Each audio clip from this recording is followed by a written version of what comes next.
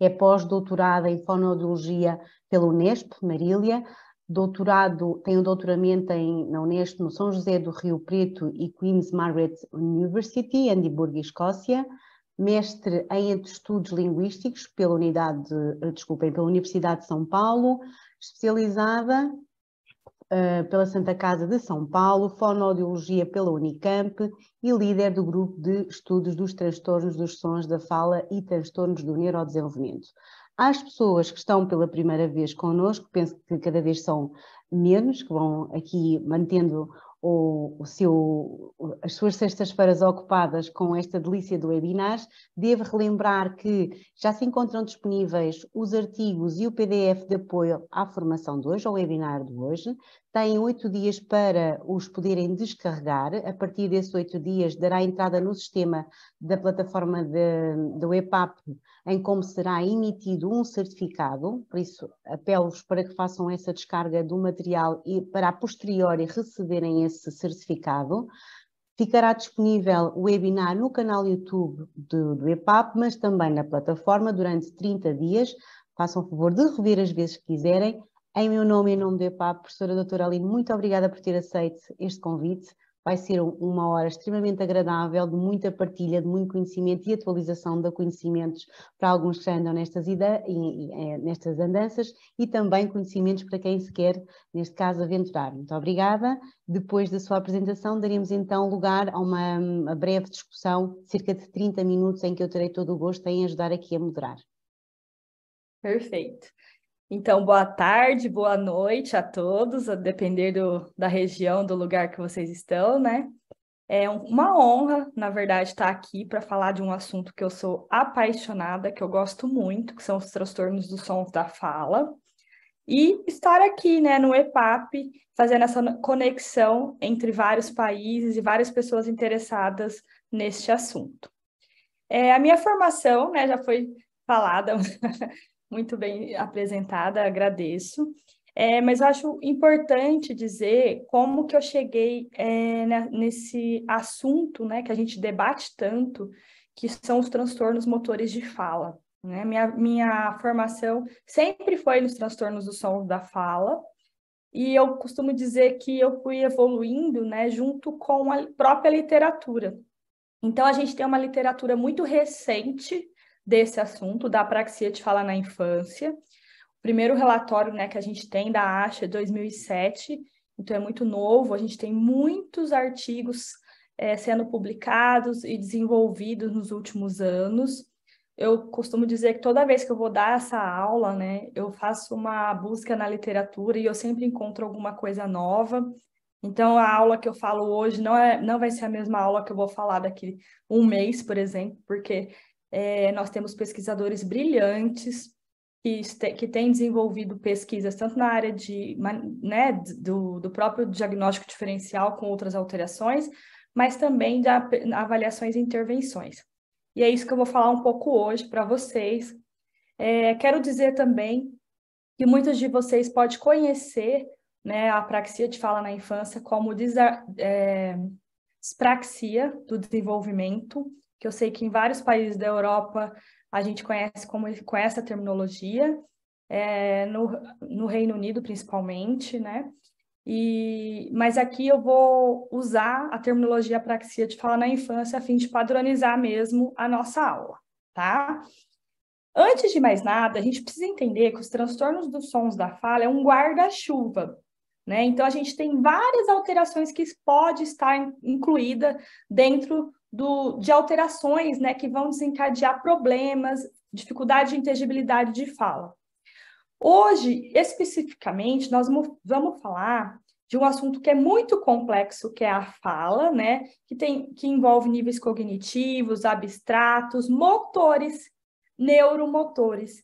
Então, é sobre isso que nós vamos falar. Alterações que vão desencadear, tá, problemas motores de fala.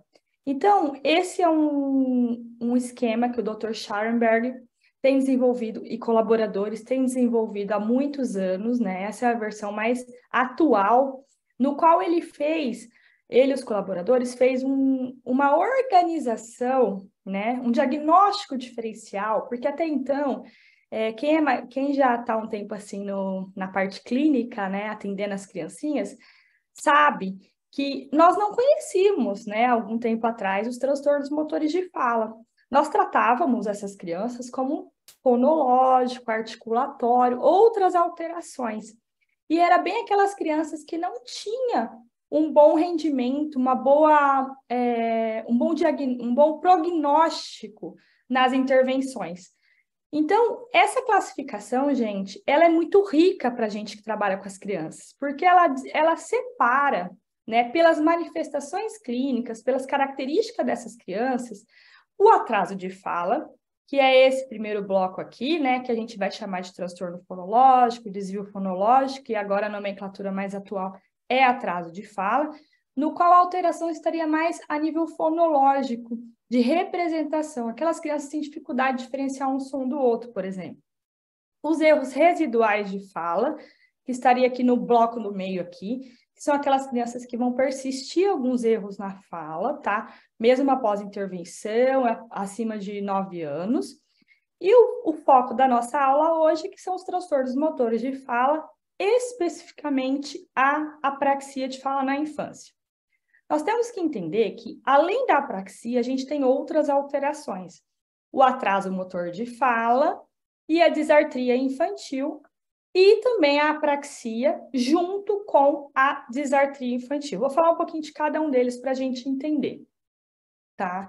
A gente pensa sempre do ponto de vista motor, ou seja, a fala propriamente dita, mas a gente tem todo um aparato linguístico. Então, toda vez que eu vou ver um caso, né? Eu vou discutir um caso com um colega, com um fonoaudiólogo, ou com os alunos que eu trabalho, eu falo assim, ó, tá, nós vamos pensar na fala dessa criança, mas e a linguagem?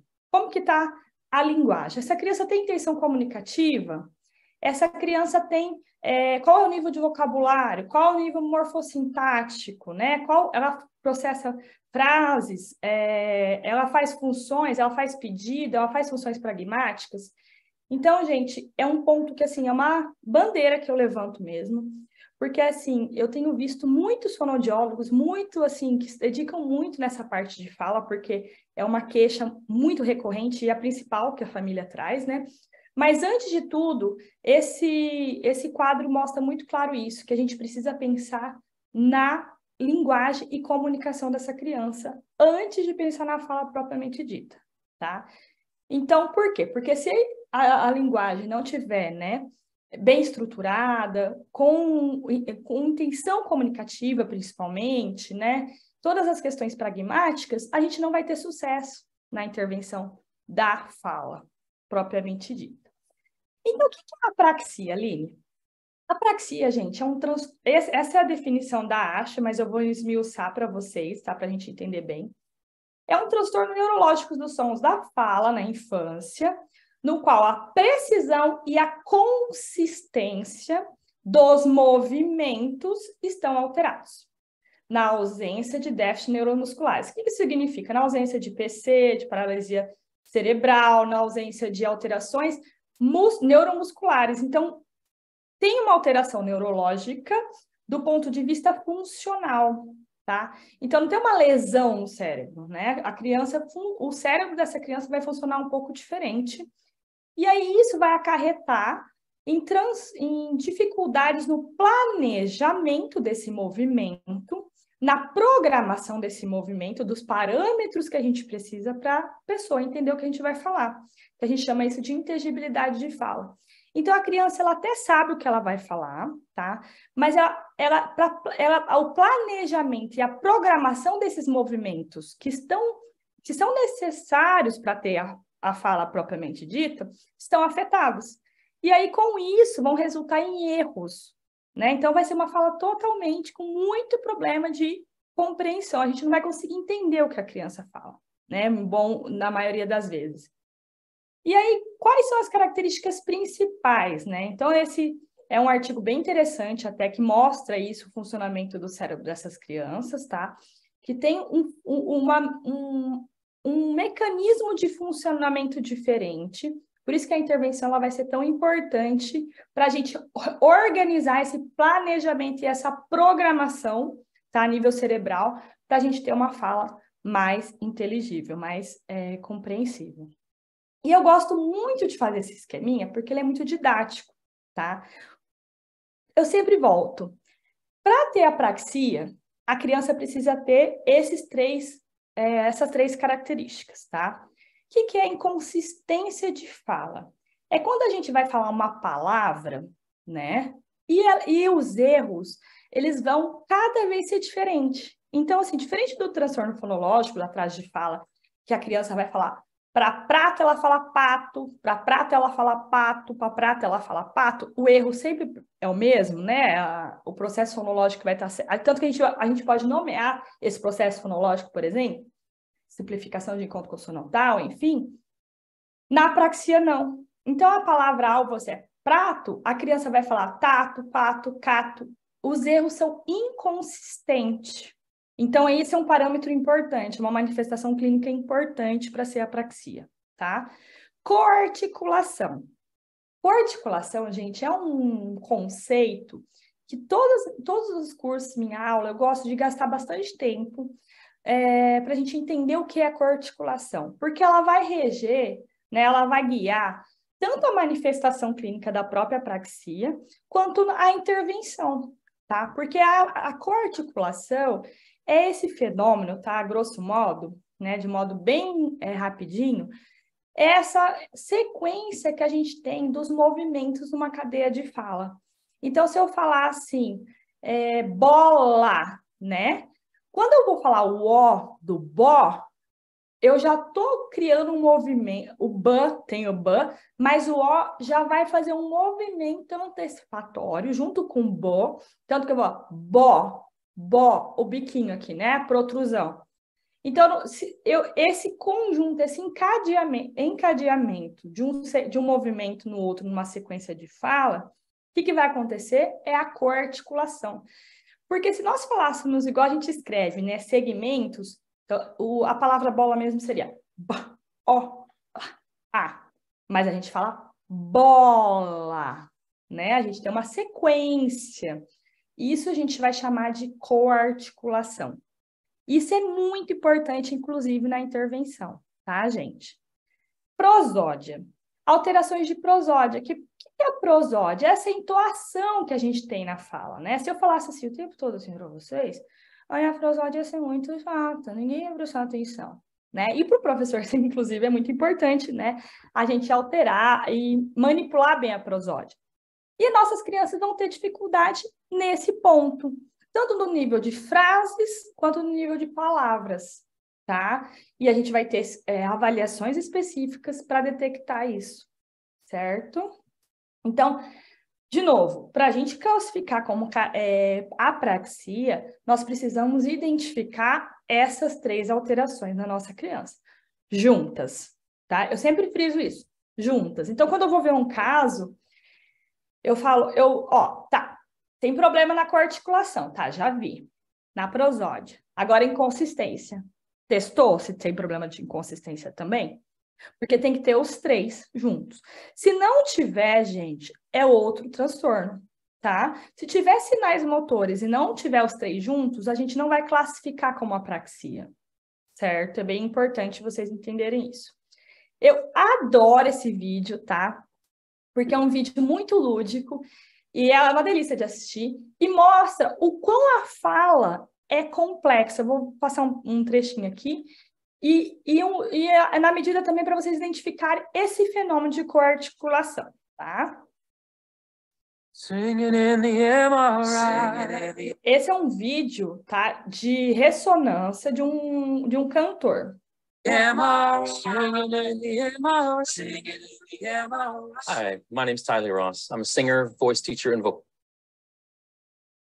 Um pouquinho mais. Então, a gente tem a língua movimentando o tempo todo. Weird, right? E esse processo de coarticulação... Olha lá.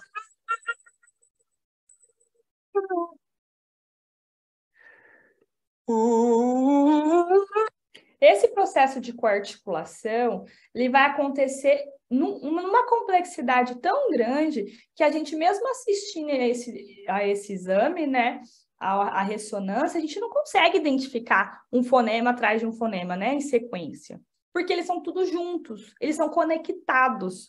E a nossa criança exatamente vai ter essa dificuldade de conectar os movimentos por conta da dificuldade no planejamento e na programação desses gestos que vocês vão ver aqui.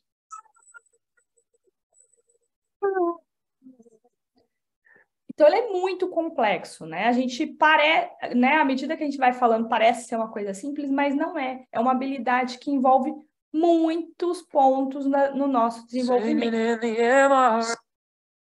Bom, aqui eu vou mostrar uma criança, tá? Que a gente já tem trabalhado, que tem essas características.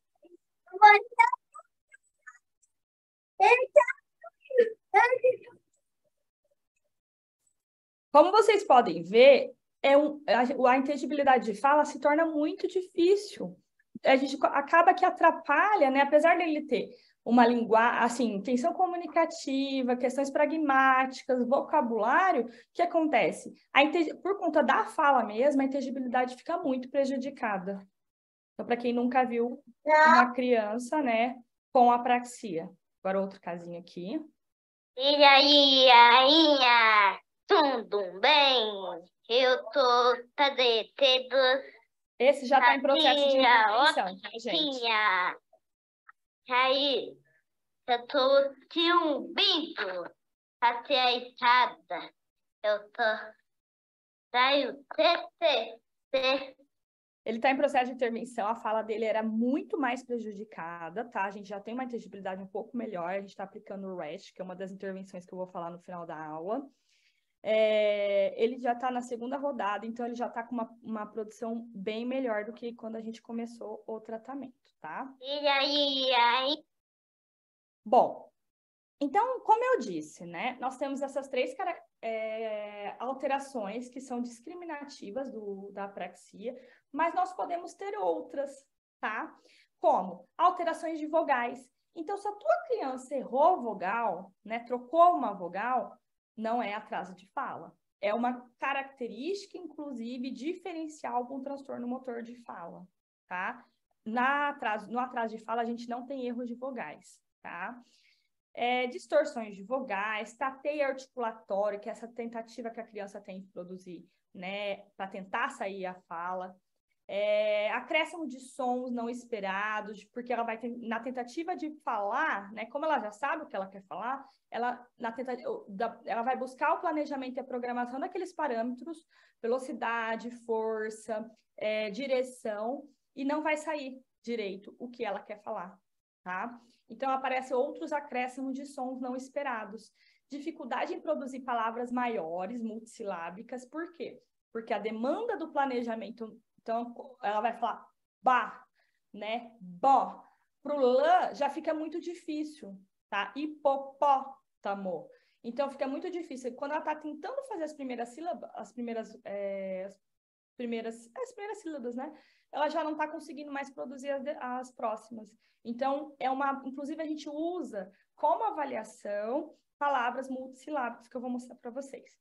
Pausas inadequadas, então, por exemplo, a palavra macarronada, ela vai quebrar macarronada, né? Então, ela vai inserir pausas e alterações de velocidade de fala por conta de todas essas questões de planejamento. Outro transtorno motor que a gente tem com uma alta prevalência também é o atraso motor de fala.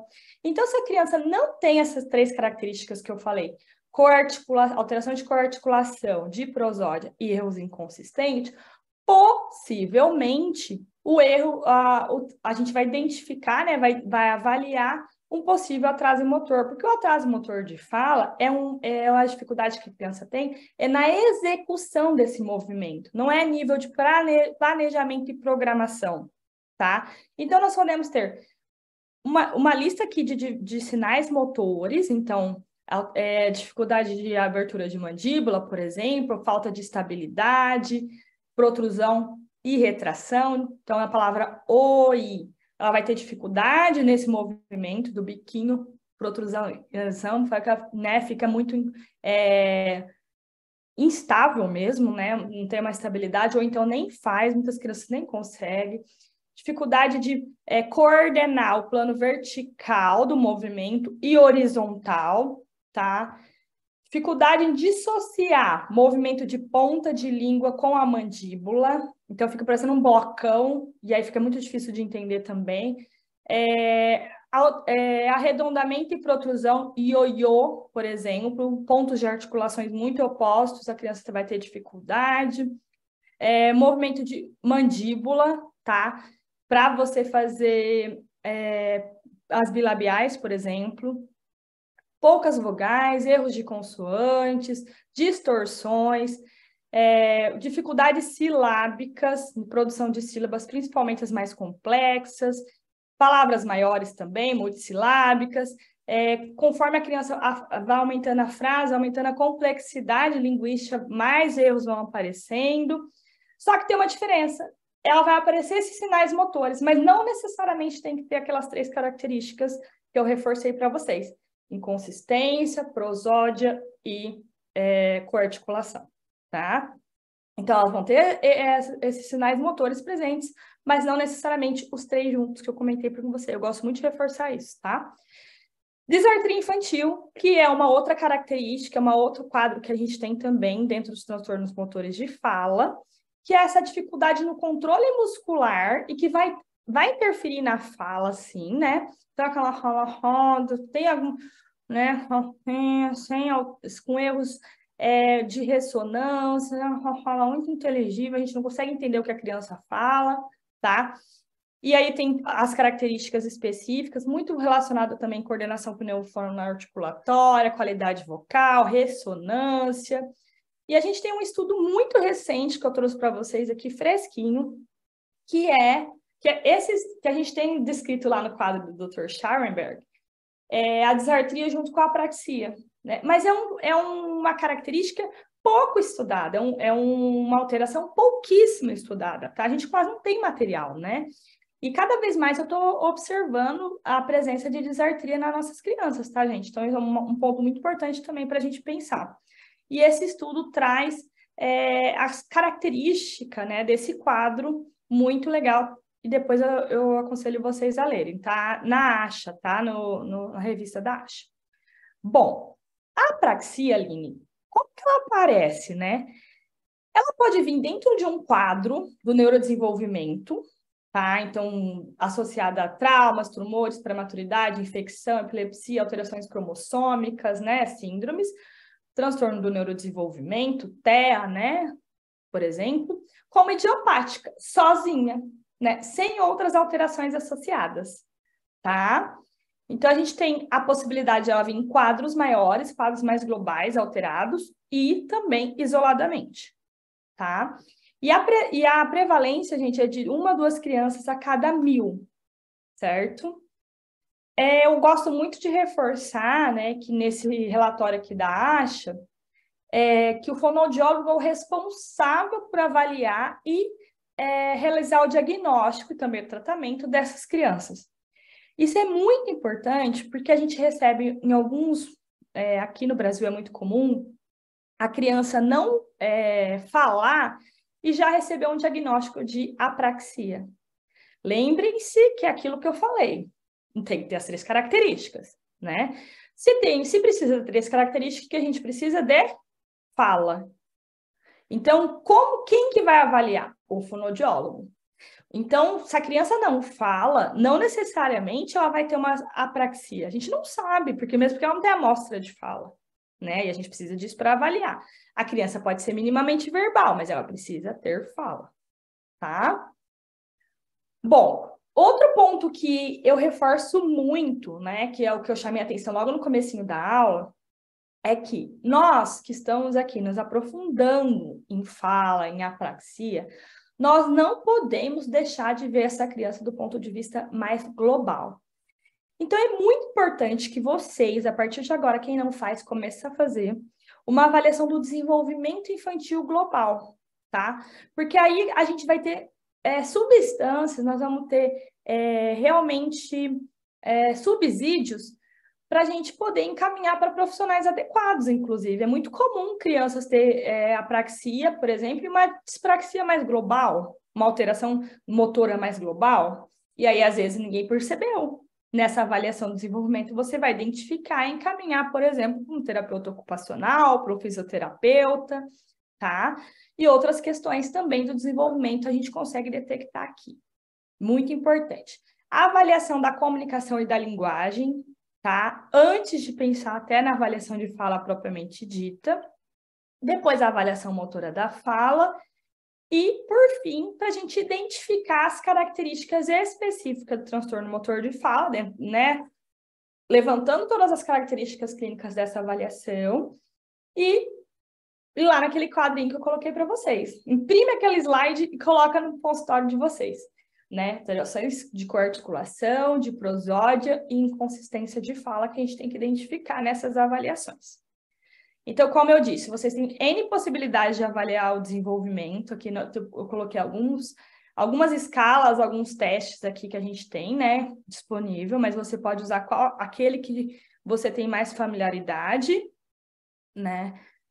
Avaliações de linguagem e pragmática, porque aqui também vai ser importante não só identificar as próprias questões de comunicação, mas aqui eu já vou dar uma dica, a gente vai pensar na palavra-alvo, né? Então, na palavra-alvo da terapia, tem que ser uma palavra muito motivadora, porque é uma terapia que envolve aprendizagem motora, que precisa muita repetição, que precisa de muita intensidade. A criança, para a gente trabalhar a aprendizagem motora, a gente precisa de repetição. E aí tem que ser algo que motiva essa criança, né? Eu já escolhi nome de cachorro, eu já escolhi... tem palavras que é muito funcional no dia a dia, por exemplo, dá, né? Então, é uma palavra importante. Então, a avaliação pragmática também vai trazer isso, né? Se ela já faz as funções... Se ela faz funções pragmáticas, comunicativas, desculpa, quais, né? Se é só pedido, ou se ela faz saudações, por exemplo, oi, de repente é uma palavra importante, porque é uma outra função comunicativa importante também. Tá? Então, é bem importante, a gente já vai trazendo subsídios para o nosso raciocínio clínico da terapia. Esse é a cereja do bolo, tá, gente? Para avaliação e para intervenção. A hierarquia motora de fala de Haydn. Ela é antiga, como vocês puderam ver, mas ela traz, assim, conhecimentos muito importantes. Assim como a gente pensa na aquisição fonológica lá da criança que tem atraso de fala, aqui a gente vai ter que pensar em que nível da hierarquia motora de fala essa criança está. Se ela está aqui nos primeiros níveis, no estágio, por exemplo, a gente vai realizar toda a avaliação para a gente vir aqui e identificar, por exemplo, se ela tem dificuldade no controle mandibular, né? Se ela for falar a palavra papá, né? Ó, né? Que ela não tem abertura e fechamento estável da mandíbula. Se ela controle labial facial, oi, protrusão e retração, controle de língua, né? Movimentos que envolvem ponta, dorso, esse gesto de língua. Sequência de movimentos, a coarticulação, então palavras maiores ela vai quebrar, vai colocar pausas, né? E prosódia, então que nível que a nossa criança está? É aqui que a gente tem que aprofundar nas avaliações que a gente vai fazer, tá? E a avaliação, né, que é muito importante, a gente tem algumas avaliações específicas sendo traduzida para o português brasileiro, para o português também, né, europeu, que é, por exemplo, essa avaliação dinâmica das habilidades motoras da fala, muito conhecida internacionalmente, ainda não foi publicado.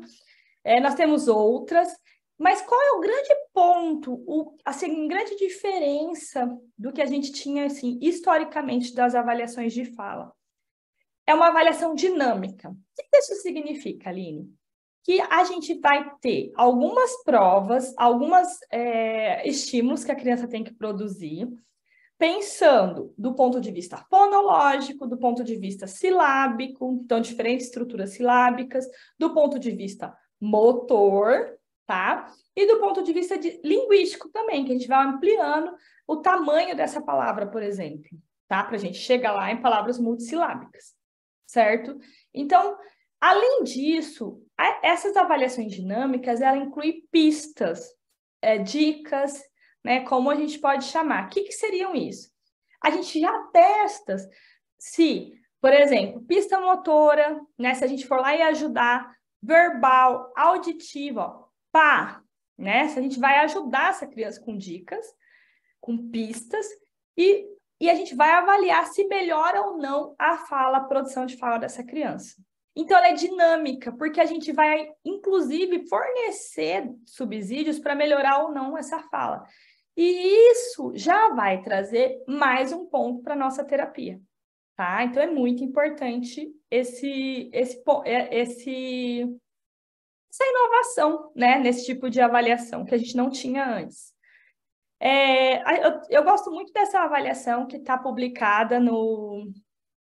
Aqui, eu coloquei aqui a referência, tá? É uma dissertação de mestrado livre, então vocês podem usar também, que vai na linha dessas avaliações dinâmicas, então a gente verifica se tem modificação na fala da criança usando as pistas, tá? Que também tem essa preocupação de mudar os estímulos que a gente vai testar na criança, então, onomatopeias, ditongos, sílabas, palavras de sílaba, mudando a vogal final, ó, mudando a vogal inicial e a vogal final, consoante inicial, consoante final. Então, pá. Depois, pá, sei lá, papo, vamos supor uma palavra, vamos supor que fosse uma palavra. Então, só muda a última vogal. Depois, muda uma consoante e depois uma primeira sílaba, né? E depois muda a segunda sílaba. Porque isso, lembrem-se que a nossa criança tem dificuldade no planejamento, então isso vai afetar. Mudando uma consoante, uma vogal já muda muito o resultado dessa criança, tá? Trissílabos, polissílabos e assim vai, tá? Então, vocês podem... eu uso bastante essa avaliação, que tem toda essa ideia de considerar todos esses parâmetros que eu acabei de explicar.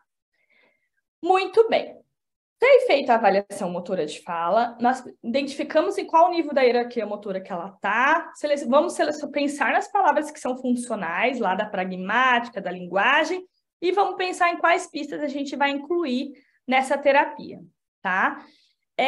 O ano 2021, se eu não me engano, isso aqui foi o resultado eu fiz junto com alguns alunos, que hoje são fonoaudiólogos maravilhosas, inclusive, e a professora Leia, uma revisão sistemática, porque até então, gente, a gente não tinha muitos materiais identificando o que precisa ter, quais são as avaliações importantes para a gente conseguir, né, identificar todas aquelas características que a criança com apraxia tem, tá?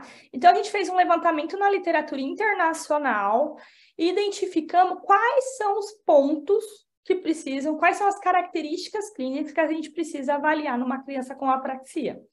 Então, uma revisão sistemática está disponível, tem materiais... Aí, nessa revisão, a gente tem testes em inglês, teste em português, em outras línguas. E o que a revisão mostrou? Tá? Sistematizou que nós precisamos avaliar a fala, né? Um teste fonológico, articulatório, que algumas línguas chamam de articulatório, mas identificar a fonologia dessa língua. A gente tem que avaliar palavras multissilábicas, então, um teste de palavras multissilábicas. A gente tem que avaliar prosódia, então tem alguns testes de prosódia, de avaliação de prosódia, e a gente tem que avaliar também inconsistência de fala, então tem um teste específico só de inconsistência de fala, tá? E aí tem algumas avaliações dentro desses grandes grupos de avaliações, tá?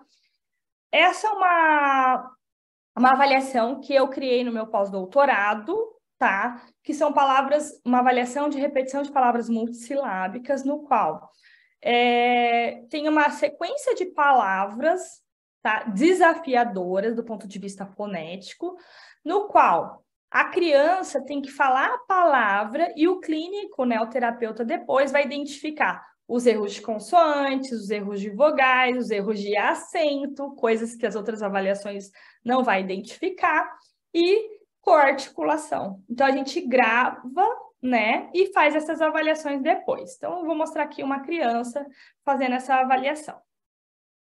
Dinossauro. Dinossauro.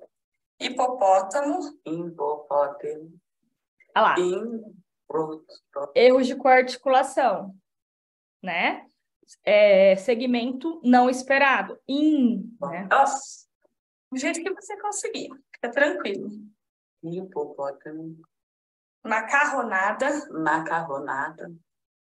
Casamento. Casamento. Alfabeto. Alfabeto. Refrigerante. Refrigerante. Resfriado. Resfriado. Prateleira. Prateleira. Queimadura. Queimadura. Lanchonete. Lanchonete. Polêmica. Então, a gente tem, né, eu falo que é uma avaliação muito robusta, tá? Ela não foi criada para o português brasileiro, ela foi traduzida e adaptada, tá? Ainda falta bastante etapas que eu quero evoluir naquela avaliação, mas ela já traz muitos subsídios desses critérios que a gente precisa, né? Vocês viram ali que ele errou coarticulação, ele errou... Já, assim, a gente não testou inconsistência de fala, mas ele errou bastante... Apareceram vários erros ali, né? Envolvendo o próprio segmento e prosódia, né? Então, ali a gente já identificou várias coisas. Teste de inconsistência de fala, que também foi adaptado para o português, no qual a criança vê lá 8 figuras. A palavra brigadeiro é um doce, né, que a gente tem no Brasil, mas, por exemplo, tem a palavra fósforo, bicicleta, computador, e a criança tem que falar rapidamente as 8 vezes. Então, fósforo, fósforo, fósforo, fósforo, fósforo. E aí ela vai, nesse teste, identifica também os erros inconsistentes, como ele aparece de forma inconsistente, tá? Então, fósforo, fósforo, ela erra de diferentes formas por conta da dificuldade de acessar esse planejamento dessa produção. Erros de prosódia, então a gente tem frases, com entoação em determinada palavra e a criança tem que repetir. Então, esse é uma avaliação, né? Na verdade, uma prova, né? Que a gente tem muitas coisas ainda para avaliar na parte de prosódia, só como se fosse uma triagem mesmo. E geralmente as crianças não conseguem repetir, tá? Hoje está chovendo muito. Ela não vai repetir com ênfase aqui na palavra hoje, tá? Ela vai repetir hoje está chovendo muito, sem nenhuma ênfase, por exemplo. Então, vocês viram lá uma avaliação mais global dinâmica da fala, provas específicas, tarefas específicas, quando a criança tem uma amostra de fala, igual vocês viram esses casinhos aqui, né? Essas avaliações. Vocês precisam pensar nas comorbidades que esse paciente tem, se é idiosincrático, né? Se vem sozinha, a praxia, ou se está dentro de um transtorno mais global, né? Então, é bem importante. Realizar um diagnóstico diferencial com as outras alterações de linguagem e com outras alterações, não. Se existem outras alterações associadas, porque é comum ter dificuldades de linguagem associadas aqui, tá? E um diagnóstico diferencial com os outros transtornos motores, como a disartria, como o atraso motor de fala. Isso é muito importante, tá? Bom, vamos falar um pouco de intervenção, né? O nosso tratamento. Aqui, gente, é muito bom falar para vocês quanto nós evoluímos, né, nos últimos anos nesse ponto. Porque em 2007, quando a ASHA publicou o primeiro relatório descrevendo a apraxia, nós não tínhamos tanto materiais que a gente tem hoje. E eu vou falar para vocês dos princípios de aprendizagem, o que realmente, né? O que são os princípios de aprendizagem motora? É o que baseia, é o que nortifica todas as intervenções, tá? Que tem evidência científica. Então, todos os métodos, a gente tem que ter pautado os princípios de aprendizagem motora, tá? E como que eu sei escolher o método, Aline? Através da gravidade do caso. Então, nós temos algumas intervenções mais específicas para os casos mais graves, outro para casos que já tem uma amostra de fala, igual esse último menino que eu mostrei para vocês, né? Ele já tem uma fala, vocês viram, é muito prejudicado ainda, mas ele já tem uma amostra de fala considerável, né? Em termos de linguagem. Então, a gente pode aplicar o REST, por exemplo. Os casos mais graves, o DTTC, tá? Então, é bem importante a gente pensar, tá? Então, todos vão ter os princípios de aprendizagem motora, a gente tem que pensar no alvo, que é a palavra que a gente vai usar, né? O estímulo que a gente vai usar dentro da intervenção. Todos vão ter repetições, porque faz parte da aprendizagem motora. Então, quando vocês vão olhar lá, pernas na academia, o que o professor pede? Né? O professor da academia, o professor da ginástica. Ele vai falar, Aline, contrai tal músculo, levanta mais essa perna, repete tantas vezes. Por quê? Porque é um tipo de aprendizagem motora também. Aí, então, na fala, a gente também vai usar intensidade de repetição, tá? Para a gente ensinar nosso cérebro a fazer esse movimento correto, esperado. Como eu reforço muito, a gente tem possibilidade de trabalhar a fala, mas a gente tem que pensar em comunicação antes. Tá? E muitas vezes a gente vai trabalhar as duas coisas juntas, tá? Isso não prejudica, não tem impedimento. A gente pode trabalhar linguagem e fala, inclusive, tá? Eu gosto muito de fazer essa relação para os casos que precisam. Precisamos de muita motivação dessa criança e da família. Precisamos entender em que etapa da hierarquia motora ela está. Seleção desses alvos facilitadores, então palavras que têm realmente função nessa criança, para depois ela poder generalizar para outras. Quais são as pistas que mais vão ajudar essa criança a produzir? É motora? É auditiva? É verbal? Ou são todas juntas? Ou a gente tira aos poucos? Quando a gente tira, né, essas pistas? Que a gente não quer que a criança é viciada nas pistas. A gente dá a ajuda, mas depois a gente precisa tirar, tá bom? Como vai ser organizada essa terapia em termos de intensidade, porque a gente sabe pela literatura que via de regra, a terapia motora de fala precisa ser intensiva, tá? Incluir os princípios de aprendizagem motora e evidência científica dos tratamentos, certo? A gente precisa de muita repetição, gente. No mínimo 100 repetições de cada palavra-alvo em uma sessão. Então, tem que ser muito motivadora, tem que ser legal, né? Isso é muito importante. E a gente também tem a necessidade de repetir blocos na etapa de aprendizagem. Então, na hora que ela está aprendendo aquele movimento, né? Abertura de mandíbula, estabilização dessa mandíbula. Então, a gente vai ter que repetir a palavra dá 100 vezes. Com ajuda, com a dica, depois que ela aprender esse movimento, aí essa palavra vai para retenção, que a gente chama. Aí não precisa ter tantas repetições mais, né? Muda também o tipo de feedback que você vai dar para essa criança. Então, primeiro a gente tem a fase de aquisição e depois a fase de retenção.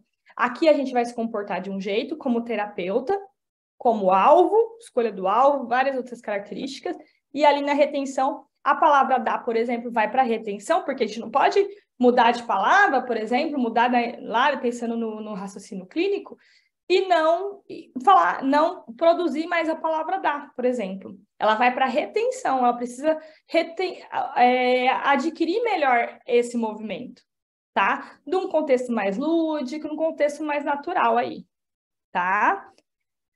Então, para pensar nessa palavra-alvo, a gente tem que levar em consideração todo o desenvolvimento dessa criança, principalmente motor, fonêmico, silábico, a palavra, né, da estrutura da palavra propriamente dita, as funções pragmáticas.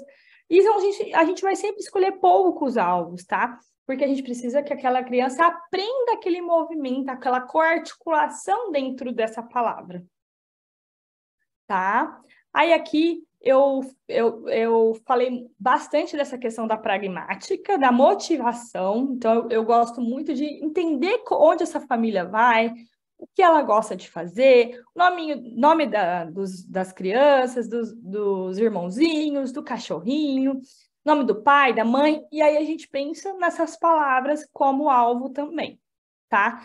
Palavras importantes, por exemplo, de funções de saudação, né? Oi, de pedidos, coisas importantes para essa criança. Xixi, por exemplo, uma palavra que eu uso bastante quando eu quero trabalhar protusão, por exemplo, tá? E já estou com uma sequência de frases, de palavrinhas maiores. Vamos pensar nessas pistas, quais vão dar mais acurácia nesse movimento, qual vai ajudar mais essas crianças. Muito bem. Aí, gente, feedback, tá? O feedback, não só a intensidade, como repetição, mas o feedback é algo muito importante numa terapia motora de fala, tá? O que é o feedback? É o que o terapeuta vai fazer, vai dar como feedback, como ajuda, durante a produção dessa criança, tá? Então, a gente pode ter vários tipos. Aqui a gente vai usar todos possíveis, tá? Então, a gente tem auditivo, tá? Que é o som propriamente dito, a nossa prosódia, que é mais exagerada, ele ouvir a própria palavra que a gente está dizendo. Tátil ou motora, que é ir lá ajudar a criança a fazer, né? Ajudar ela a fazer o movimento propriamente dito.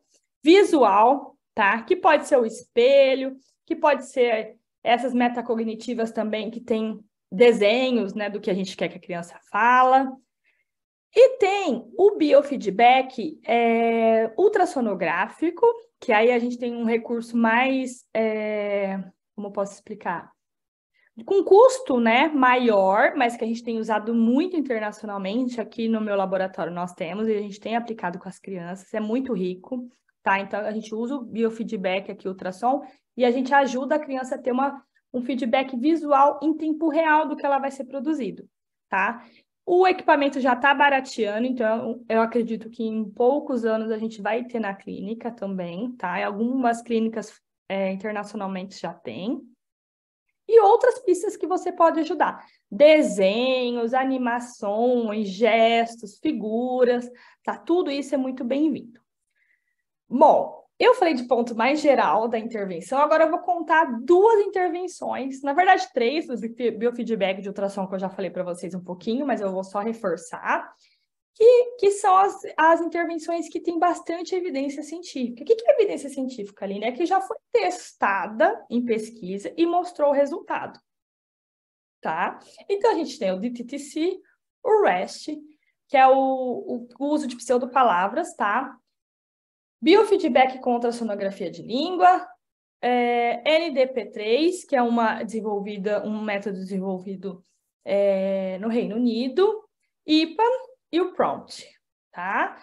Então, o DTTC, ele é focado para crianças mais graves. Ele usa todos aqueles princípios de aprendizagem motora que eu expliquei para vocês, e são casos mais severos, crianças que têm uma amostra de fala, por exemplo, menor, né? Então, eu gosto muito de começar a trabalhar com as crianças por ele, tá? Esse é o artigo de 2020 da doutora Strange, que ela publicou, explicando bem certinho o método, tá? Ele é um artigo denso, difícil, assim, né? Eu esmiucei bem ele, porque eu acho bem importante. E o que é a ideia dele, assim, né?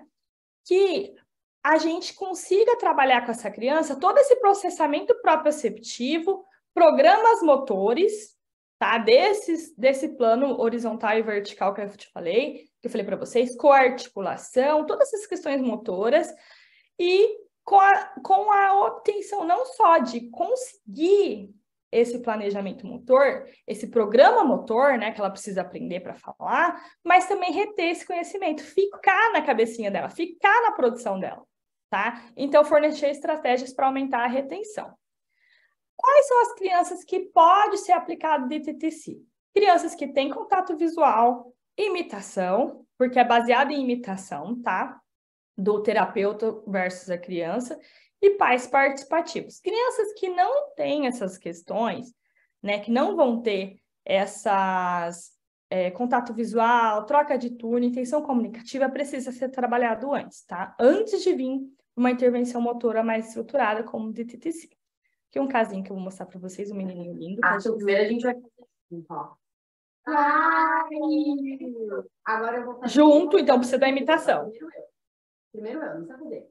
Caiu. Caiu. Agora só você. Caiu. Com o dedinho. Com o dedinho. Caiu. Pistas, ela usou pistas Muito bem. visuais, verbais e motoras, que ela foi lá e ajudou ele a fazer, né?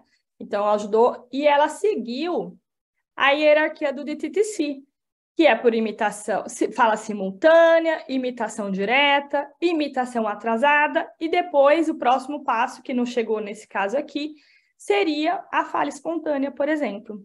Então, o DTTC ele é regido por uma hierarquia dinâmica. Então, eu vou ensinar essa criança a palavra-alvo dentro dessa hierarquia. Por imitação direta, então eu vou falar junto com a criança, né? Depois eu vou falar devagar, para ela criar, né?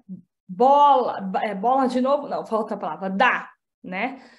Dá, junto com a criança faz junto. Depois eu vou variar a prosódia, depois não vou falar nada e ela vai ter que falar. E assim vai, a gente tem várias etapas que a gente vai seguindo. No quê? No objetivo do quê? De ensinar esse planejamento motor. Então, eu adoro esse modelo, ele é muito rico, tá? Ele é muito, muito bom mesmo, para a gente conseguir ajudar essa criança a falar. E um ponto, o ingrediente principal, né, do DTTC, é que ele a gente não vai ensinar som, nunca som. A gente ensina o movimento, por isso tem que ser dentro de uma palavra. A gente fala a palavra-alvo, ou até frases depois, mas é sempre de uma estrutura linguística. Nunca é som, tá? Então, é um método integral que envolve a audição, a visão e imitação, como vocês puderam ver. E ele é dinâmico. A gente começa com muitas dicas, muito suporte e vai tirando para aquela criança ficar independente do ponto de vista da fala, sem a ajuda do clínico, tá? O REST, que é essa intervenção que vai ter como foco o uso de pseudopalavras. Então, por quê, Aline? Porque o uso de pseudopalavras, deixa eu ver se eu tenho aqui.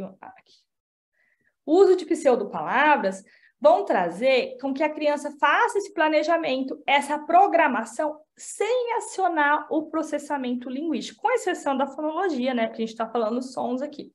Mas a gente não vai acessar palavras já existentes. Então, ela tem que produzir pseudopalavras. Pseudopalavras são palavras que não existem, tá, gente?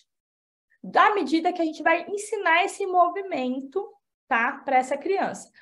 O REST, gente, ele é uma intervenção que está cada vez mais sendo utilizada, tá? É um tratamento baseado na transição rápida de sílaba. Cada vez mais utilizada internacionalmente. Então, eu gosto de dizer assim, que toda vez que eu vou preparar uma aula, né, eu faço uma busca, e lá no site do REST, que foi desenvolvido pela doutora Trisha na Universidade de Sydney, ela mostra lá os países que estão usando, né? E com muita honra, assim, né, eu e meu grupo de pesquisa fizemos a tradução do português. Então, a gente tem lá no site da UFSC, restpáginas.ufsc.br, o manual, tá? Então, eu dou cursos, eu ensino também a usar, mas lá no site tem lá bastante materiais que já dá para começar a utilizar, bem legal também, tá? E o REST, ele tem muita evidência científica. Tanto é que ele está sendo traduzido e adaptado para várias línguas. Muitas línguas. Coreano, holandês, dinamarquês, árabe. Muito, muito legal. Quando eu comecei, gente, a fazer esse processo, junto com a fonoaudióloga Beatriz, não tinha, tá? Era só no italiano e no inglês. Então, eu fico muito feliz que a gente foi para o caminho certo, assim, né? Porque eu tinha muita... Quando eu vejo um problema, uma dificuldade, uma questão, eu sou movida a querer resolver aquilo, né? E quando começou a pandemia, eu tinha essas crianças, né, no ambulatório, e eu falei, meu Deus, como que eu vou ajudar essas crianças agora, né? E aí foi quando eu descobri, né, o REST e resolvi fazer essa adaptação para o português. Por que eu estou falando isso? Porque o REST, né, na pandemia, foi muito oportuno, porque ele tem evidências de teleatendimento. Então, a gente pode aplicar ele por meio do teleatendimento, né? Então, antes da pandemia, já tinha sido feito um estudo mostrando eficácia. Então, ele é muito rico também nesse sentido, tá? A gente nunca começa pelo REST, porque vocês viram que é uma demanda cognitiva e motora alta, então a gente começa com outros tratamentos e depois vai para o REST, tá? Nós temos critérios muito legais, né? É um método muito organizado, que a gente tem critérios de inclusão, crianças que têm que ficar, como são blocos de repetições, né? Dessas pseudopalavras, a gente tem a possibilidade de usar trissílabos, dissílabos, frases, né? Que usam essas pseudopalavras. Então, ele é muito rico, tá? E em estímulo, é muito, muito, muito organizado, mas não impede da gente ter um raciocínio clínico do uso dessas pseudopalavras, quando vai ser trissílabo, quando vai ser tem toda uma linha de raciocínio clínico para a gente entender e usar essas pseudopalavras, tá? Ele também é organizado na questão das sessões. A gente tem a pré-prática, que é o treinamento, lá na fase de aquisição dos princípios de aprendizagem motora, e a gente tem a prática propriamente dita, que é a repetição dessas pseudopalavras, tá? E aí, além de tudo, a gente tem, na sessão 1 e 2, por exemplo, nas sessões 1 e 2, a gente tem essa organização, então a gente tem 4 blocos de 20 repetições dessas pseudopalavras, por exemplo, essas daqui que eu dei um exemplo aqui para vocês. Depois a gente aumenta para 5 blocos de repetições de 20 pseudopalavras, tá? Então, a gente tem uma produção que a gente alcança as 100 repetições que a gente precisa, e a criança, e a gente sempre envolve algo muito lúdico, muito motivador, vou mostrar um trechinho para vocês, e ela faz, assim, repetições sem ela nem perceber, tá? Porque também tem um período de descanso que é super importante para a gente recuperar, né, um descanso cognitivo para essa criança. Eu vi uma licoça. Eu vi uma licoça. Isso, licoça. Licoça. Isso, perfeito. Vamos de novo agora junto. Eu vi uma licoça.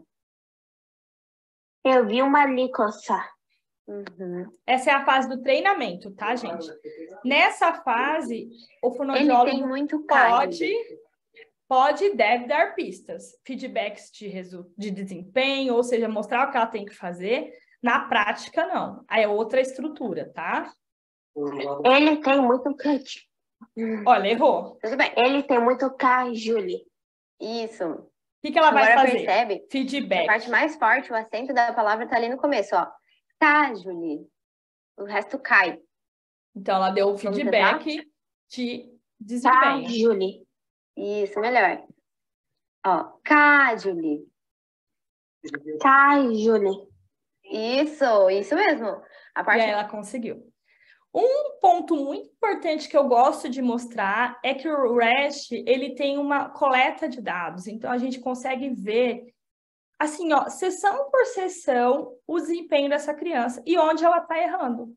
Então, a gente tem a produção do movimento, do fonema, a gente tem a relação do acento, porque a pseudopalavras tem acentuações diferentes, e a suavidade, que é essa questão da coarticulação. Então, se ela errou em alguns pontos, a gente põe erro e considera errado. Porque lembra que a praxia tem dificuldade nesses 3 pontos? E aqui, a gente só vai considerar certo quando ela acertar os 3 pontos também. Então, isso vai trazendo muito resultado. E, por fim, né, a outra intervenção que eu vou trazer para vocês é a ultrassonografia, que eu vislumbro aqui que numa próxima aula, daqui a alguns anos, eu vou falar mais ainda sobre ela, porque ela está crescendo. Nós temos, inclusive, congresso específico para isso, tá? Para discutir a aplicabilidade da ultrassonografia. Então, é um recurso e uma intervenção, não é um recurso só, né? É uma metodologia muito importante, tanto que tem evidência científica. Vou mostrar para vocês como funciona. A gente coloca esqueci o nome, peraí. Tá, esse aqui é a língua, a ponta e o dorso da língua. Então, a gente vê toda a língua se movimentando. Ó, aqui a animação. E aqui a gente tem a língua propriamente dita, tá? Ponta e dorso. A sonda, a gente põe a sonda aqui e aí captura o movimento da língua, tá? Aqui são os equipamentos que a gente precisa. Então, pode ser um equipamento grande como esse, mas hoje em dia já existe só uma sonda que a gente conecta no notebook, em tablet, então a gente consegue também mover, né, para vários ambientes clínicos. Ela é sempre inserida junto com uma avaliação e intervenção tradicional, tá? Tem toda uma organização da sessão também, tá? Não são todas as crianças que estão aptas para ir para a ultrassonografia. A gente tem alguns critérios importantes a se pensar para essa criança ir ou não para esse tipo de intervenção.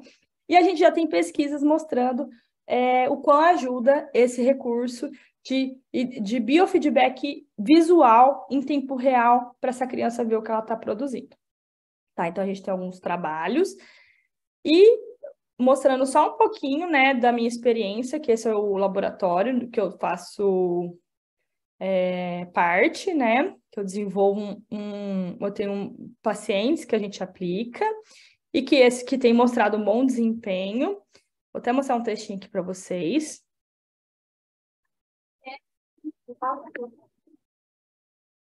Então, aqui eles estão conversando, brincando, tá?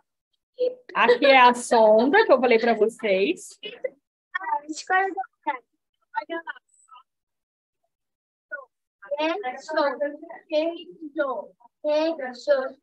Então, ele consegue ver exatamente o que ele está produzindo ali na tela, tá? Então, a gente tem também aqui um outro... Cabana. Mais uma vez. Cabana. E a outra? Cabana. Aqui é o movimento da língua. Fantástico, né, gente? Então, ele é útil para esses tratamentos. Eu gosto muito de falar e já mostrar para vocês que são possibilidades, tá? Temos que fazer muitos estudos envolvendo ainda esse tipo de intervenção. E um outro ponto muito importante que eu gosto de falar, né, é que a questão da comunicação alternativa junto com as possibilidades de qualquer uma dessas intervenções que eu falei, tá? Porque aí a gente vai trabalhar principalmente as crianças mais com minimamente verbais, né? Porque aí a gente vai trabalhar junto a questão da comunicação, da linguagem, ou intervenções de linguagem propriamente dita, e fala, que é o caminho que eu considero importante e interessante para as nossas crianças. Tá? Foi uma honra estar aqui, estou muito feliz de estar aqui hoje, sexta-feira à noite, sexta-feira final de tarde, e falando de um assunto que eu realmente gosto muito.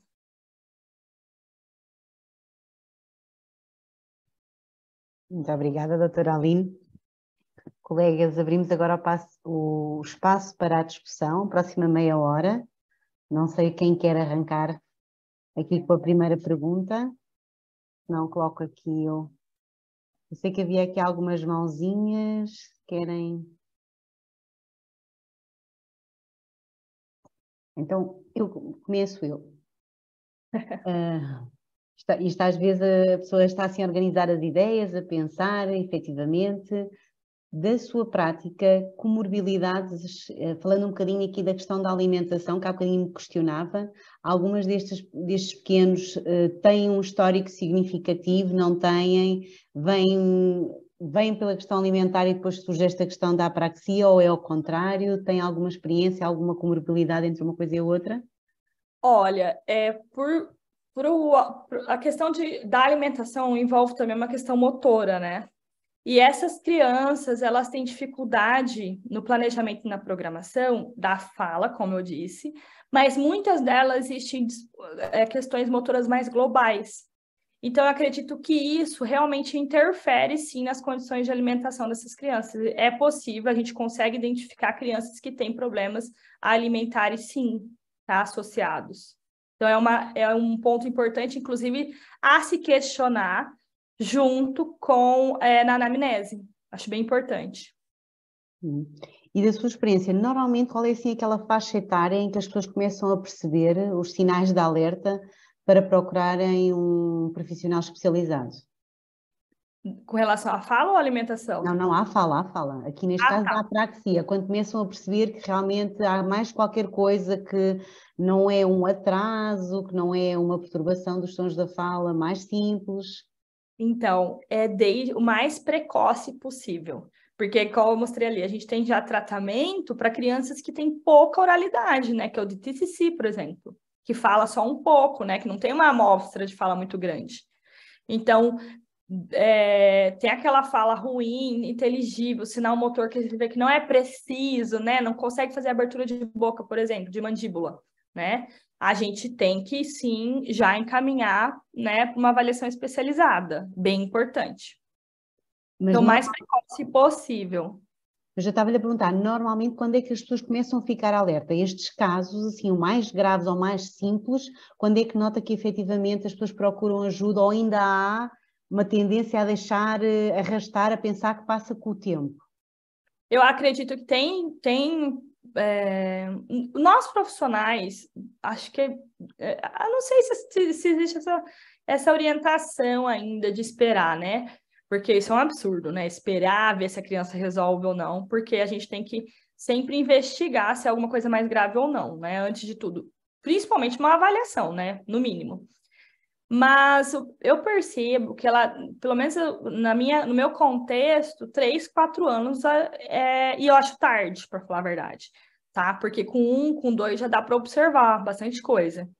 Então, eu gosto muito de participar de campanha, divulgação científica, até para trazer para os pais esse conhecimento, por exemplo, de identificar sinais motores precoces, de fala, de linguagem, né? Para a gente poder intervir o quanto antes, porque a gente tem hoje possibilidades para isso, né? Temos aqui uma questão, a Inês Martins agradece, diz boa noite, muito obrigada pela excelente partilha.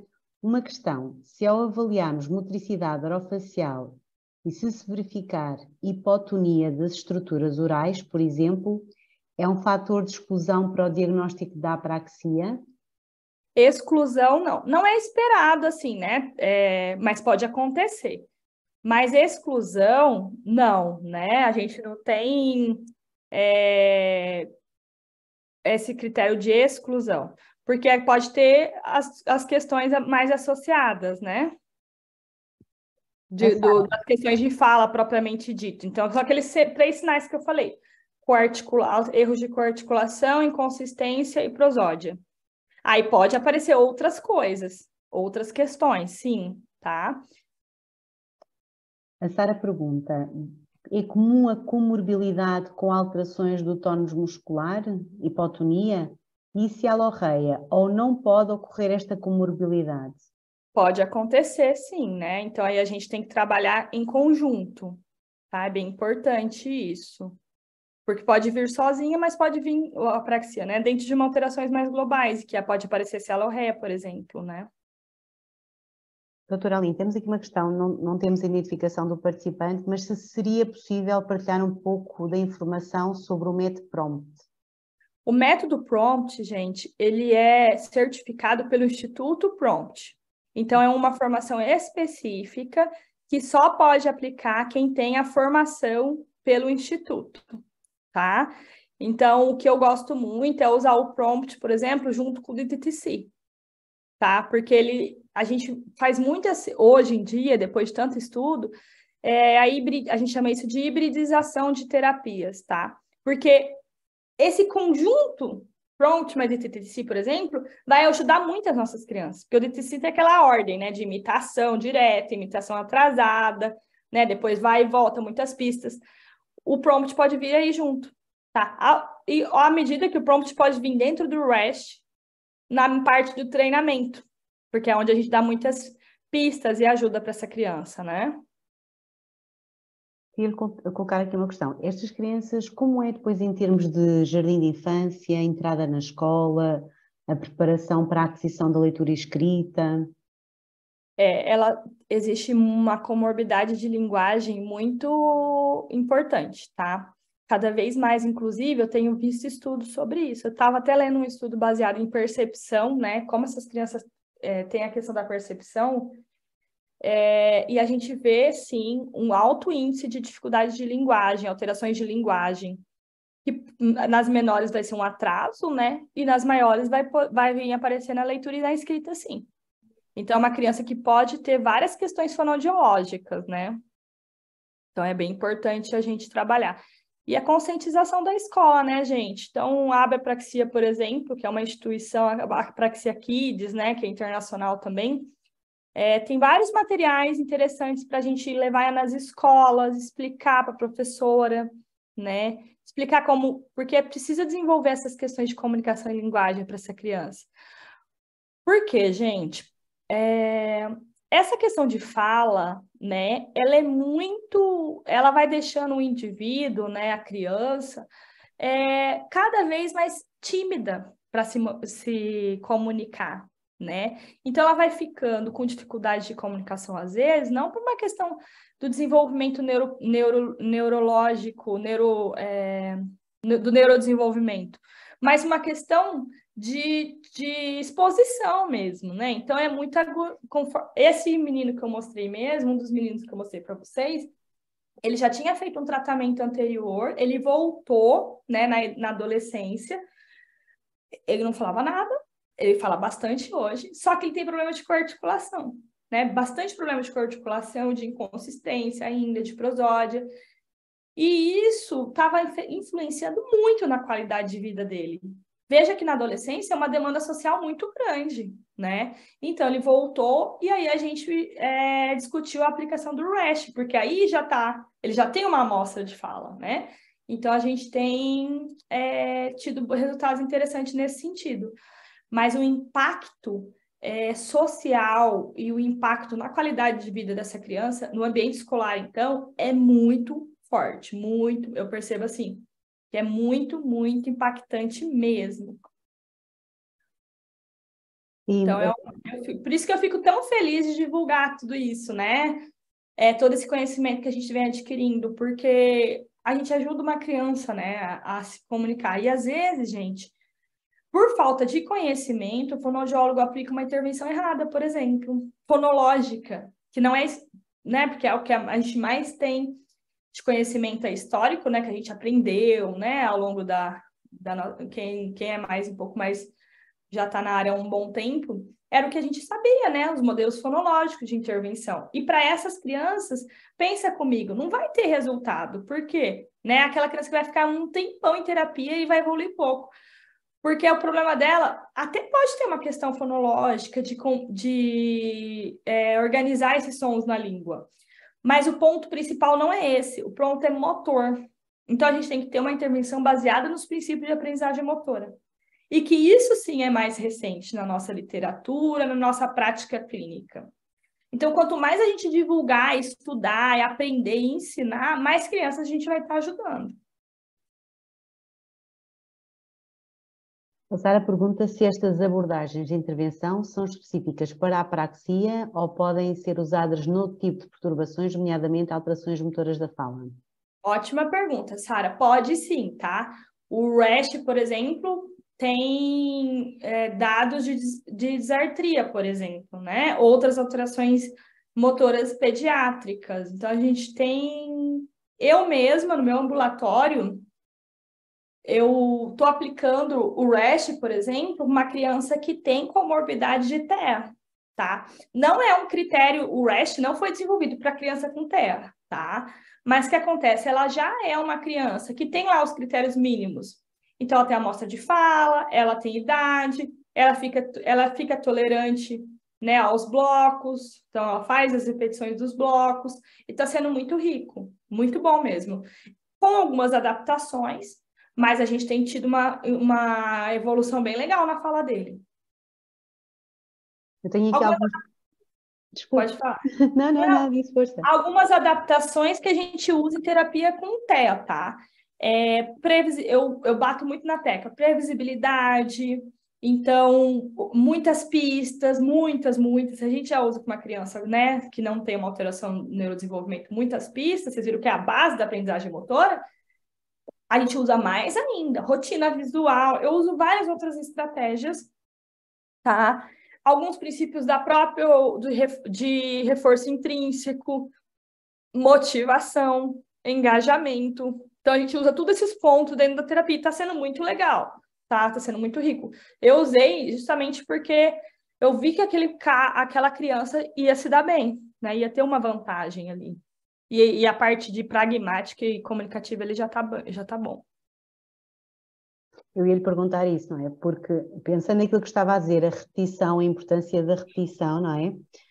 A forma como temos que apresentar os materiais, sobretudo para aqueles miúdos que têm uma fácil frustração perante o insucesso, como é que gera isso? Acredito que também depende muito do prognóstico, da idade da criança, mas de forma é que inclui aqui essa dimensão mais lúdica, como é que a família depois dá continuidade, como é que gera estas questões com as crianças? Sempre o que é motivador, tá? O reforçador dessa criança, sempre.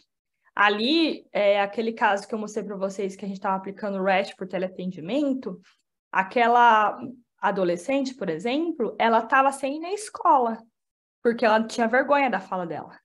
Então, o que a gente fez? A gente aplicou, a gente fez a intervenção com ela, e, claro, para aumentar a motivação e engajamento, a cada bloco de 20 repetições, a gente tem 2 minutos de descanso do REST, por exemplo, tá, gente? E o que a gente, né, nesse descanso, o que a gente faz? Tudo menos falar de fala. Então, ela pode fazer nada e pode ser uma coisa altamente motivadora. E ali a gente estava falando sobre a banda preferida dela. Então, era o momento dela brincar, se divertir, né?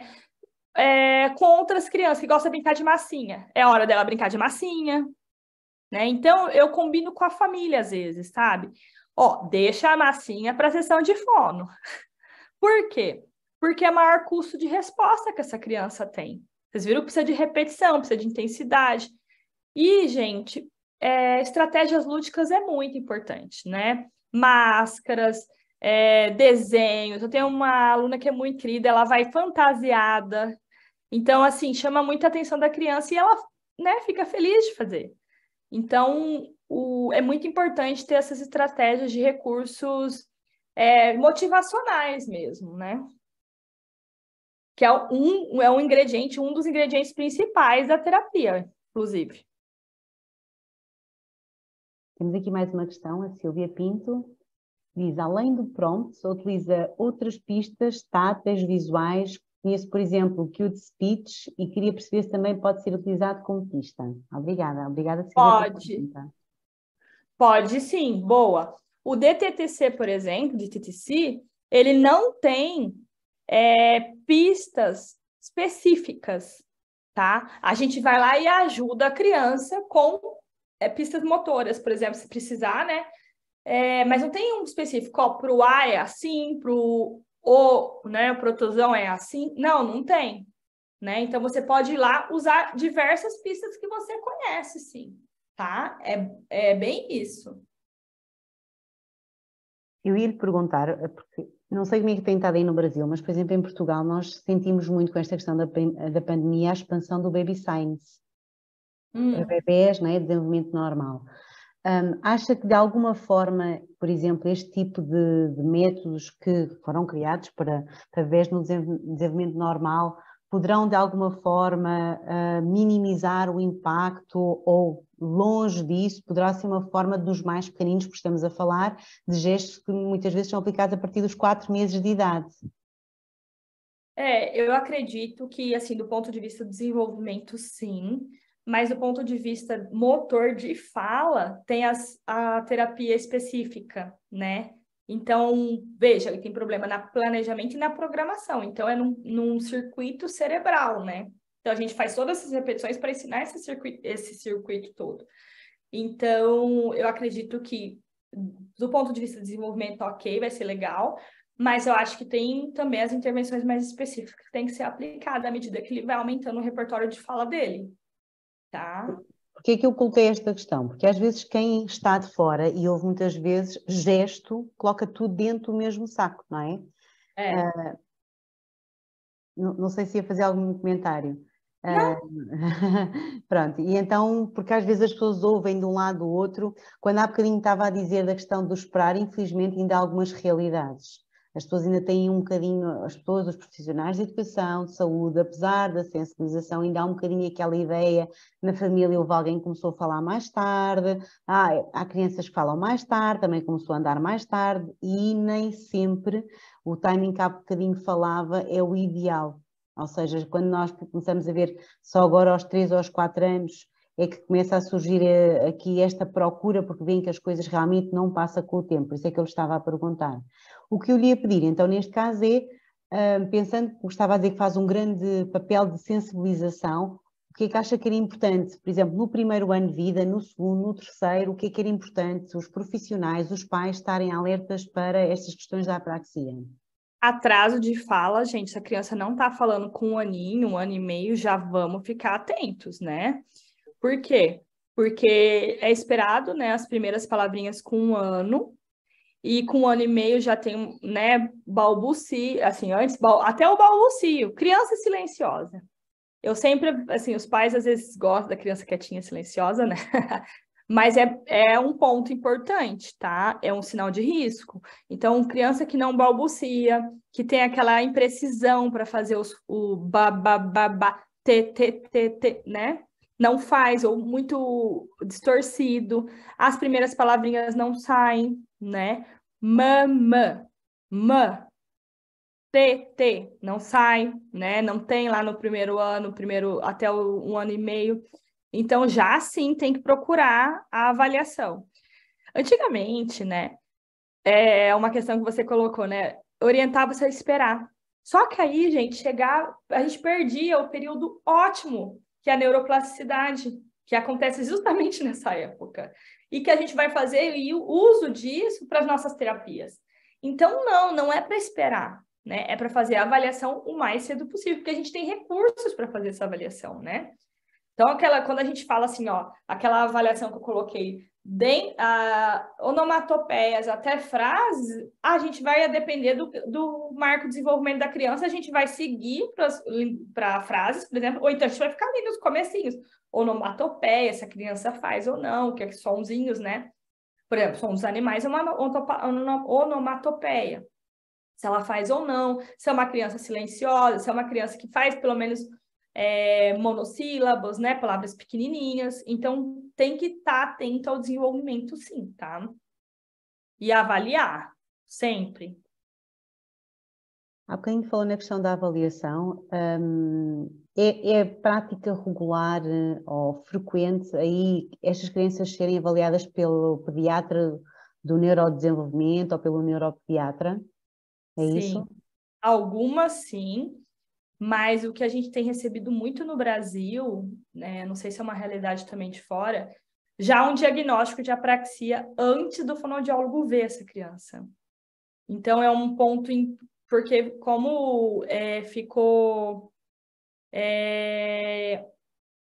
assim, um boom, né? Que agora, depois que a gente começou a estudar a apraxia, o mundo inteiro fala de apraxia, todas as crianças que não falam têm apraxia, e não necessariamente, né? A gente precisa ter aquelas 3 alterações que eu falei, né? E também precisa descartar outras alterações, gente, do desenvolvimento mesmo, da comunicação, como o TEA, né? Então, como o TDL, como outras transtornos de desenvolvimento de linguagem, né? Que acho que é perturbações de linguagem que chama aí, né? Outras alterações de linguagem associadas também. Então, é muito preocupante esse diagnóstico sem uma avaliação, porque pode ser atraso de fala, gente. Às vezes eu dou algumas aulas que eu começo assim, ó, meu filho não fala, e agora, né? Quando a gente fala isso, o que significa? Pode ser 1000 coisas. Aquele quadro inteiro do Dr. Scharrenberg pode ser uma daquelas coisas. Pode ser alteração do desenvolvimento, né, TEA. Pode ser uma síndrome, pode ser tantas coisas, né? Então, a gente não pode mapear, né, diagnosticar sem uma avaliação do fonoaudiólogo. Então, isso é uma bandeira que quem está aqui tem que carregar comigo, gente, né, divulgar mesmo isso. Não sei se alguém me pode ajudar aqui, quem está a assistir, mas há uns anos atrás, não sei se isso também foi uma prática para si, havia uma prescrição de uma medicação Eu acho que era ômega 3, já não tenho a certeza. Não sei se era o speech, não sei se isso aconteceu aí. Se também foi uma realidade para vocês, mas sei que isto apareceu no mercado e na altura havia alguns médicos que prescreviam estas cápsulazinhas que eu acho que até era qualquer coisa rica em peixe, eu não me recordo agora do nome. Se alguém se lembrar aqui dos participantes, por favor, relembra-me aqui. Mas ia-lhe perguntar exatamente se vocês também passaram por esse processo que nós passámos há uns anos atrás, em que havia essa recomendação. De polivitamínico, assim? Eu acho que era tipo, tinha mesmo assim um nome speech, fala qualquer coisa assim, no ômega 3, que aquilo, por isso é que eu lhe estou a dizer. Eu vi recentemente um anúncio, tá? Que era um complexo vitamínico para fala, para desenvolver fala. E assim, o que me dá pena é que as mães, gente, de crianças com apraxia, são muito vulneráveis, né? Porque imagina, é um transtorno difícil até chegar no diagnóstico, às vezes. Às vezes o profissional fica lá com a criança e não é honesto, tipo assim, não sabe fazer a intervenção e faz outra coisa, né? Eu já vi gente aplicando treino articulatório numa criança com apraxia, né? Que não é o recomendado já há bastante tempo. Sem nem contar o fonológico, né? E aí, claro, as mães querem fazer, os pais, né, querem fazer o melhor para o teu filho, vai lá e compra um negócio desse. Esse que eu vi era um complexo de vitaminas. Então, gente, pode ajudar a saúde da criança, mas não a fala, né? A fala a gente precisa de tudo isso que eu mostrei hoje. Sim. Infelizmente, eu acho que quando as pessoas, às vezes, sobretudo na novidade, não é? Quando o diagnóstico há muitos anos atrás, aquilo que estava a falar, falava-se muito aqui na dispraxia verbal do desenvolvimento, falou-se na apraxia, houve aqui uma nomenclatura que os próprios médicos não se sentiam muito confortáveis e pensando no modelo biomédico, acabavam muitas vezes por fazer ou receitar.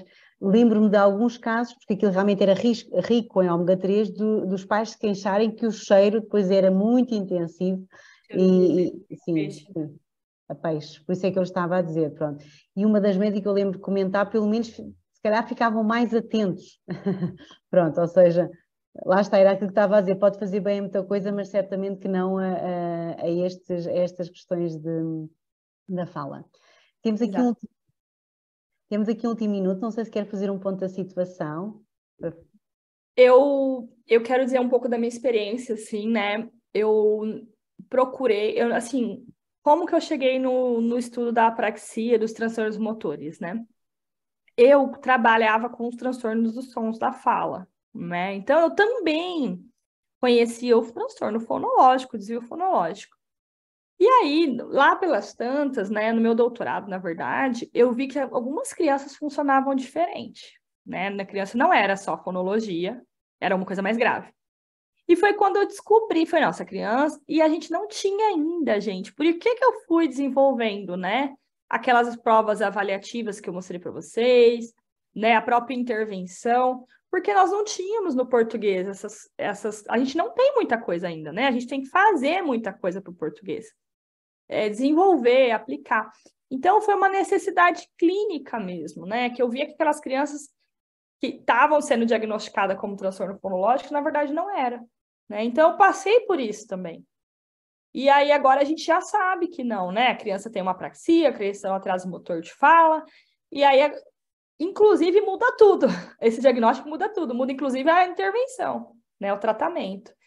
Então eu fico muito feliz, né, de chegar até aqui e ter trilhado essa história junto com a própria literatura, eu falo porque eu vou evoluindo junto com a literatura, mas eu acho que é muito importante a gente fazer essa mudança de chave com as nossas crianças, sabe? Porque sempre é hora da gente oferecer o melhor tratamento possível para essas crianças, né?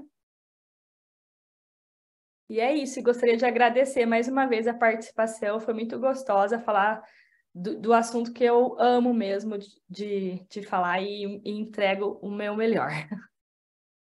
Às pessoas que nos estão a colocar a questão, sim, a professora doutora Aline tem já um curso que está disponível para adquirir através do Instituto EPAP. temos tido aqui um feedback muito positivo e que estão a gostar muito da sua partilha e perguntar quando é que vai fazer um curso mais aprofundado. Neste caso, eu deixo já então a novidade que está disponível na plataforma, neste caso no site do Instituto EPAP, o curso da professora doutora Aline Mara de Oliveira. Em relação a este webinar, devo relembrar que é necessário visualizar o webinar. Hoje, quem o fez só precisa descarregar os materiais. Nos próximos 8 dias, os materiais que me refiro são os artigos e o PDF. A quem irá ver o webinar depois, terá que ver na íntegra para poder descarregar esses mesmos materiais para poder receber o certificado. O certificado só será enviado após a conclusão destes procedimentos e, como eu estava a dizer, têm 8 dias para o fazer. Depois poderão rever mais uma vez que a professora doutora Aline deixou imenso material, deixou-nos aqui com tantas coisas ótimas para aplicarmos e pensarmos e aprofundarmos no canal YouTube do Instituto EPAP. Não sei se quer ter umas últimas palavras. Gostaria de agradecer mais uma vez a participação de todos. As perguntas foram muito bem pertinentes, assim, adorei, né? Eu percebi que vocês estavam realmente comigo, acompanhando meu raciocínio. Então, eu gostaria de agradecer a todo mundo que está aqui comigo nessa sexta-feira à noite. Eu agradeço mais uma vez à nossa estimada palestrante, a vocês que sei que estamos aqui nesta reta, já toda a gente muito cansada e com vontade de descansar e entrar, ainda por cima, como eu estava a dizer à professora, que começámos com um calor quente e estas mudanças também deixassem as pessoas um bocadinho mais em baixo, mas apesar de tudo, devo dizer, continuamos aqui com uma ótima audiência até às 11 da noite, numa sexta-feira é mesmo louvar, por isso o nosso muito obrigada pela preferência pelo Instituto EPAP e à professora doutora Aline pela maravilhosa partilha de hoje. Até breve e qualquer coisa disponham através do nosso grupo. Uma boa noite, professora. Até à próxima. Tchau, gente. Boa noite. Obrigada a todos.